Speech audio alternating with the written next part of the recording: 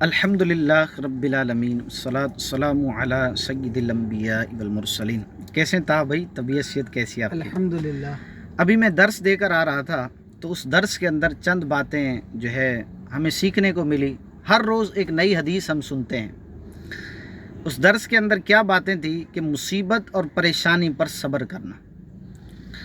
ایک صحابی رسول ہیں حضرت ابو عبداللہ خباب بن ارت، انہوں نے نبی پاک صلی اللہ علیہ وسلم کی بارگاہ کے اندر کفار مشرکین کے متعلق فرمایا کہ یا رسول اللہ ان کے خلاف کوئی دعا کریں، اللہ تبارک و تعالی ہماری کوئی مدد کرے۔ تو حضور علیہ الصلوۃ والسلام نے اس صحابی رسول کو پہلے کے واقعات بتائے کہ ہم سے پہلے کی جو امتیں تھیں، جو مسلمان ہوتے تھے، ان پر بڑا ظلم و ستم ہوتا تھا، یہاں تک کہ ان کو گڑھا کھود کر اندر ڈال دیا جاتا اور اوپر سے آرے کے ذریعے کاٹ دیتے تھے۔ ایسا ظلم و ستم جو ہے نا ہوا کرتا تھا۔ حضور علیہ الصلوۃ والسلام نے یہ تسلی دینے کے لیے صحابی رسول کو یہ واقعات چند سنائے، اور آخر میں فرمایا کہ تم جلد بازی نہ کرو، لہٰذا اسلام ہمیشہ غالب ہوگا۔ لیکن وہ صحابی رسول پر بڑا ظلم و ستم ہوتا تھا، یہاں تک کہ کفار مشرکین انگاروں پر ان کو لٹاتے اور اس کے اوپر پتھر رکھتے اور اس کے اوپر بیٹھ جاتے تھے، جب تک وہ انگارے بجھ نہ جاتے تھے اسے نہیں اٹھاتے تھے۔ اس وجہ سے انہوں نے شکایت کی۔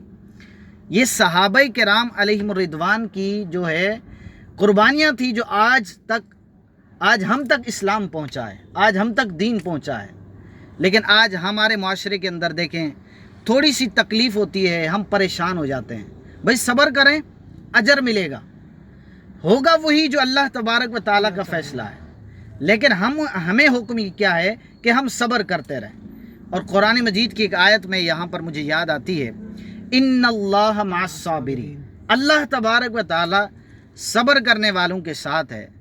تو ایسے نہیں ساتھ، آخر صبر مرحلہ ہی مشکل ہے، اسی وجہ سے تو اللہ تبارک و تعالیٰ نے قرآن مجید کے اندر ارشاد فرمایا ان اللہ مع الصابرین، کہ میں جو ہے صبر کرنے والے کے ساتھ ہوں۔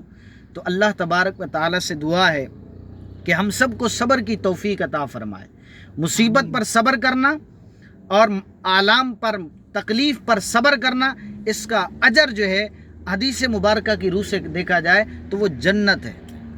اور جنت ایسے نہیں ملے گی، مصیبت آئیں گی، پریشانی آئے گی، اس پر آپ صبر کریں گے، اللہ تبارک و تعالیٰ کی اطاعت و فرمانبرداری کریں گے، اس کے بعد یہ مقام اور مرتبہ ملتا ہے کہ اللہ تعالیٰ اسے جنت نصیب فرماتا ہے۔ مسلمان پر یہ صرف مسلمان کے لیے، یعنی مسلمان صبر کرتا رہے، تکلیف پر صبر کرتا رہے اور اللہ اور اس کے رسول کی اطاعت کرتا رہے، تو اللہ تبارک و تعالیٰ یہ مقام عطا فرماتا ہے کہ کل قیامت کے دن اسے جنت نصیب فرمائے گا۔